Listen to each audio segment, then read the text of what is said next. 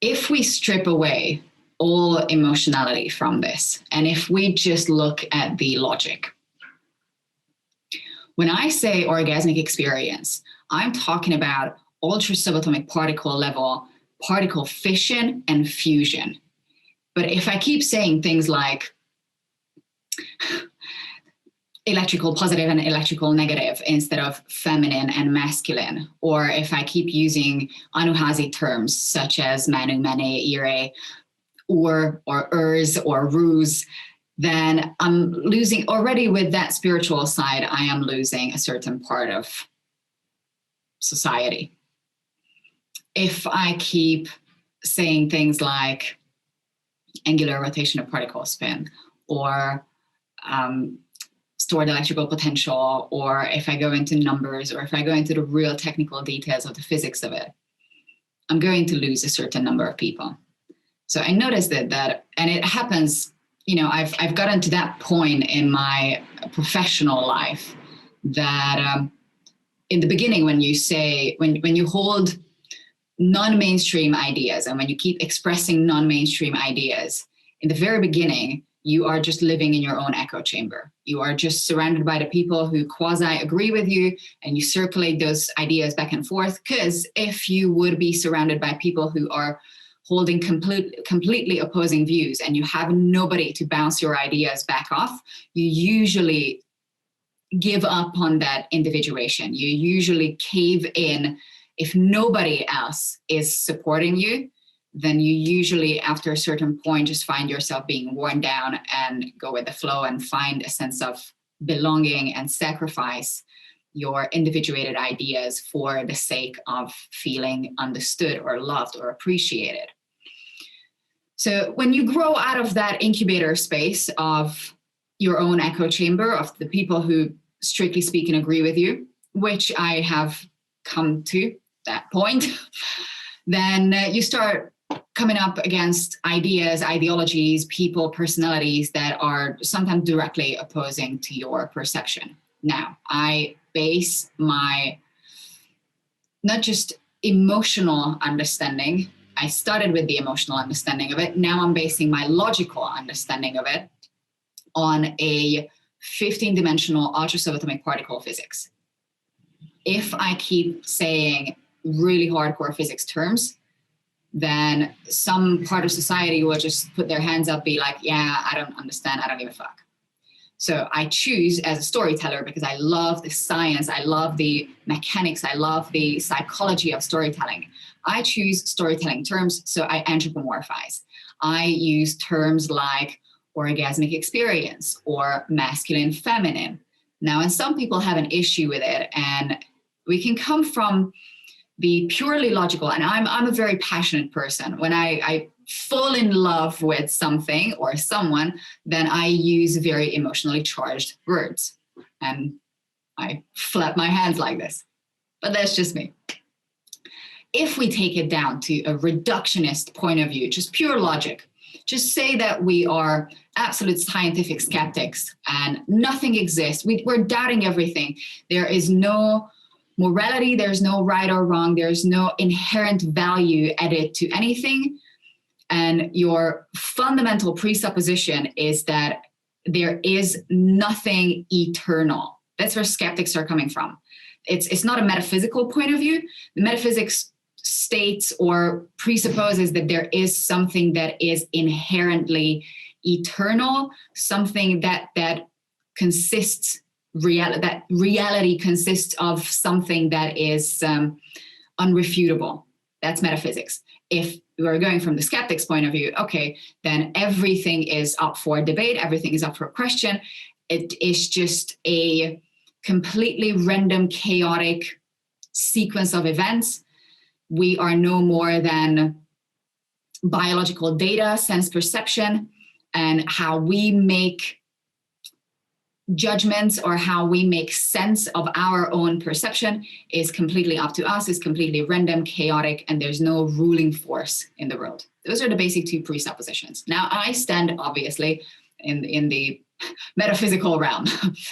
And metaphysics has nothing to do with woo, it has nothing to do with whether we believe in something or not. The fundamental rule, the fundamental difference between the two is whether there is something that is real. You don't have to agree on what real is, but there is something that is reality. There is something that is eternal, fundamental. Or you're completely negating that, at which point that's a completely different debate, because you can just say completely arbitrary things such as, well, it's just how the way it is. Well, we just have to agree on that. Well, okay, so there is no argument behind the it's just what it is, because everything is chaotic. You can negate anything and everything. So if you're coming from the negating side, if you're coming from the absolute skeptical side, if you neglect or if you deny the fact, or if you just don't believe in the fact that there is something eternal, that's a completely different argument. I'm willing to have that argument, but not in this setting. So let's presuppose that there is something eternal. Now, from a purely logics point of view, break it down what eternal means. In our understanding of how the world works or how reality works, if something has the quality of being eternal, that's either completely still and motionless, absolutely still and motionless, or has a perpetual movement. Because if movement has momentum, if movement has acceleration, if movement has certain characteristics that would mean that there is a beginning and an end to that movement, then we're not talking about something eternal. So if we're talking about something eternal, then that eternal thing is either completely still or eternally moving, perpetually moving.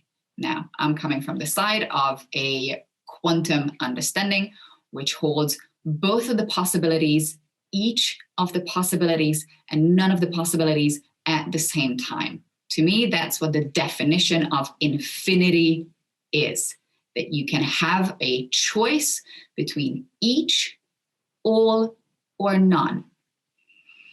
If we're looking at reality as a morphogenetic field, which means that let's presuppose that this morphogenetic field, this thing, is the eternal thing. Okay, so look at the morphogenetic field maybe as a blank piece of paper, but that's quite a limiting point of view. So maybe let's say that it's a completely still lake, completely motionless, completely undisturbed, completely undifferentiated, but it has the inherent potential for movement. Now, within that complete stillness, silence, motionlessness, there is no life. Now, life or being in itself is a metaphysical term. We can agree or disagree or debate what life is, what being is, but let's just presuppose that there is something that is alive, that is something that is being. So for that being to be born out of complete stillness and nothingness, there has to be an original disturbance. Okay, so let's disturb that water surface. Now, once we have done that,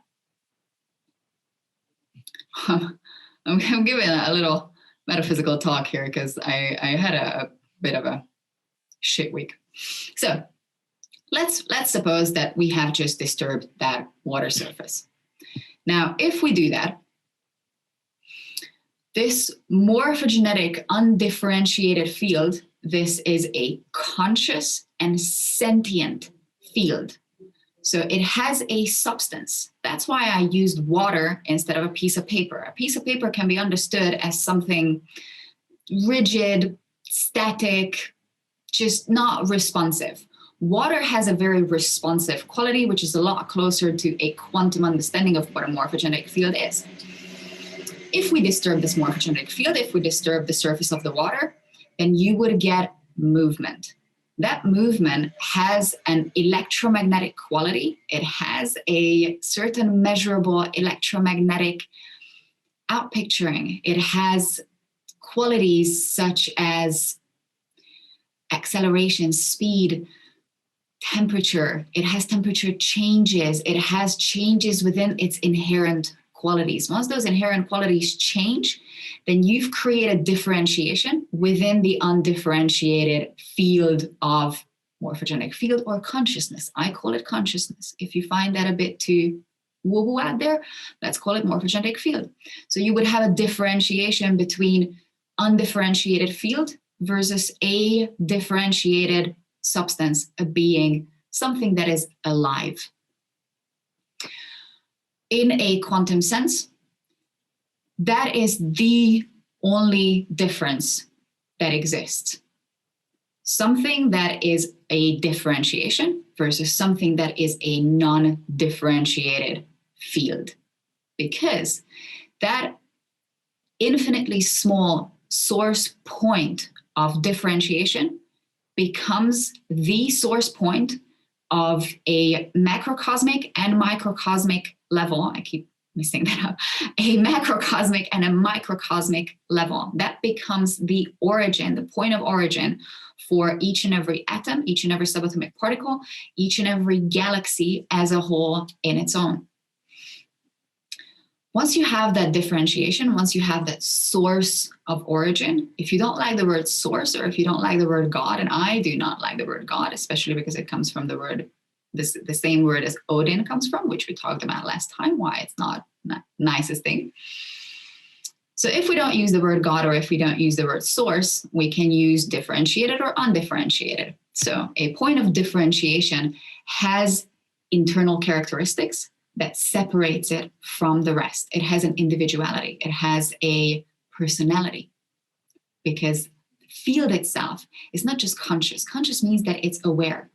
It is aware of nothing else but itself, because there is nothing else but the field itself. So awareness is self-awareness. Consciousness is self-consciousness. So it's that field and the differentiation within the field that is not just conscious, it is also sentient. It doesn't just have an electric outpicturing energy, it also have a magnetic, internally resonating sound vibration quality feeling component. Now, feeling can be a different complexity on a level of atoms and particles versus a cluster of cells, an organ, a limb, or a body of cells, a human being, or any other being. The only differentiation is whether it's a tiny, minuscule particle or a massive cluster. Is just purely a level of complexity of data, sensory data. Now, we come to the interpretation of data. That's where metaphysics, for me, has a much more sound logic to it than chaos theory, because based on how our understanding is, we do have different interpretations, different means of translating that data set. And based on our interpretation, we assign value to the outcome of our interpretation. If I say that something holds a value to me, I'm going to keep defending that. If I say that something is not valuable for me, and I'm pretty much a pragmatic person, borderline utilitarian. I moved enough times that if something is not useful for me, then just get out of my life. But I do assign emotional value based on the lifestyle that I'm living. So still, what I hold valuable, what I say that is useful, that is my interpretation. So I understand the point of view that everything is up for interpretation. And at the same time, how we interpret things, that cannot be, as far as I'm concerned, that cannot be void of personality.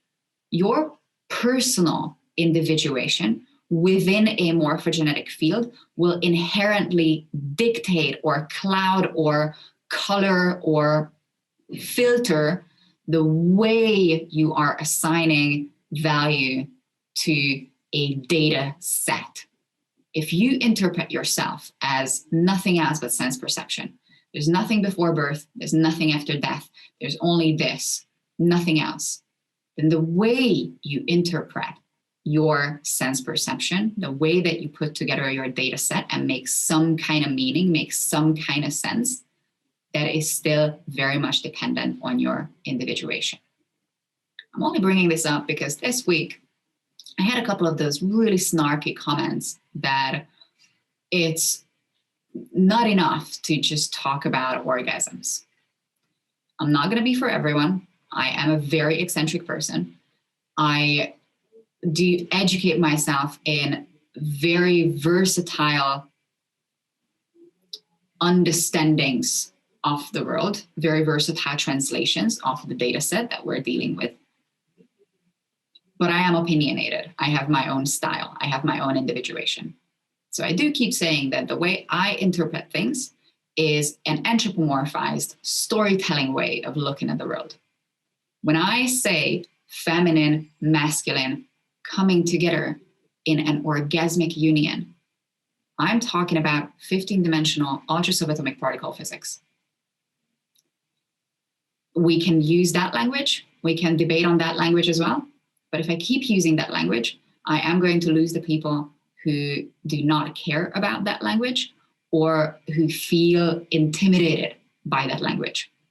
So I've given myself the role of translating, mediating, bridging the gap, communicating, making connections. I'm studying the heavy stuff so that I'm able to translate it in a way that resonates with people. It's not going to resonate with everyone. But when we come to a critique of personality beyond the data set, beyond the interpretation, that critique against the person who's interpreting, that I believe is coming from the person who is critiquing. Because I am willing to have an open debate on anything and everything that I say. But when somebody comes at me, and I've had a couple of those this week, when somebody comes at me or at anybody else with an inherent attack without any interaction, any prior interaction, then that attack is, in my understanding, a learned behavior that we keep regurgitating within society, within our families, within our cultures.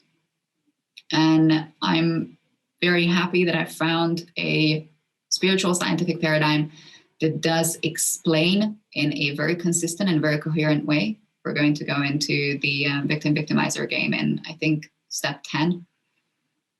That game has steps. It has certain psychological profiles, and it has an escalation in steps of what ends up as complete psychological warfare. So the very first imprint, and I have a massive imprint of that, is the loneliness imprint. That's the lowest level of complexity, how you can disturb a human's psyche, self-esteem, self-worth by making them feel lonely, making them feel isolated. And I have a massive imprint of that, and I'm still working on that. The highest complexity is the complete inversion of logical sound-mindedness. It's mirroring the mirroring. You are feigning empathy and leading and pacing. Those are NLP terms, leading and pacing at the same time. So you are not just negating you're not just gaslighting someone. You're not just negating someone's logical ideology. You're also emotionally, passive-aggressively attacking them. It's very high-level psychological warfare. So this week we had to do some cleaning on aisle 4 because those little buggers just kept bugging and bugging and bugging. And still up to this day, it takes me a little time to, first of all, to admit that I'm committing to this worldview. It's a scientific theory. Einstein's general relativity is being debunked only 100 years after he wrote those things up first. So for now, I've committed to proving that this theory, this 15-dimensional theory, is correct. Worst thing that happened, I will disprove it. Based on this understanding, if I say that I am coming from that original differentiation of an eternal field of sentient consciousness, then anything that has the intention to hurt, harm, attack, destroy, kill, negate is not inherently originating from that source point of origin. When I make the differentiation, it gives me the emotional peace and understanding that I do not have to accept that as my reality. And we started on the question of what reality is. So let's breathe.